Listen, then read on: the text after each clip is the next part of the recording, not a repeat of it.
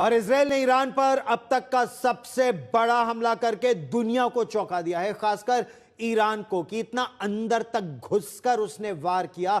इस हमले को लेकर अब एक बड़ा खुलासा हुआ है। इजराइल के अधिकारियों ने पत्रकारों को इजराइल में बताया कि उन्होंने हमले से पहले ईरान के अंदर ही न केवल ड्रोन, कामिकाजी ड्रोन, बल्कि अन्य हथियारों को पहुंचा दिया था, उसकी तस्करी की थी। मतलब इजराइल ने ईरान के अंदर हथियार और ड्रोन पहुंचा दिए थे, और जब यह निर्णय हुआ कि हमला होना है तो ईरान के अंदर से ही ईरान पर जबरदस्त हमला हुआ। यानी हर मोर्चे पर इजराइल ने ईरान की सुरक्षा व्यवस्था को भेद दिया।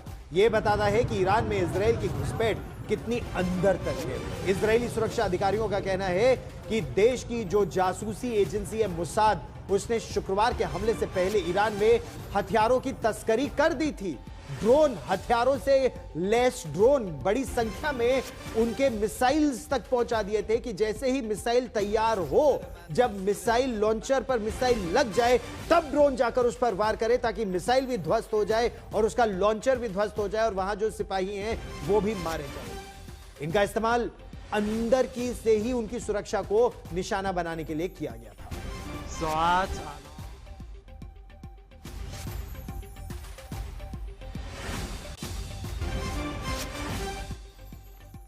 और एक और बड़ी खबर इस समय आ रही है। अब तक यह माना जा रहा था कि केवल जनरल हुसैन सलामी कमांडर इन चीफ और जनरल मोहम्मद बागेरी जो आर्मी चीफ है वो मारे गए थे, लेकिन अब खबर यह आ रही है कि ईरान के 20 से ज्यादा कमांडर मारे गए हैं अलग अलग रैंक पर। और ये दो अलग अलग सूत्रों ने बताया है कि कम से कम 20 ईरानियन कमांडर्स अब तक मारे गए हैं, जिनमें उनके रेवोल्यूशनरी गार्ड कोर के हेड मारे गए हैं, एरोस्पेस फोर्स के कमांडर आमिर अली हाजी जादे मारे गए हैं, और 2 रीजनल सोर्सेज ने यह बताया कि मेजर जनरल मोहम्मद बागेरी जो उनके चीफ ऑफ स्टाफ है, सबसे senior military leader general Hussain सलामी के अलावा वो मारे गए हैं, और जो उनके पूर्व राष्ट्रीय सुरक्षा सलाहकार है अली शमखानी, उनकी भी हालत गंभीर बताई जा रही है।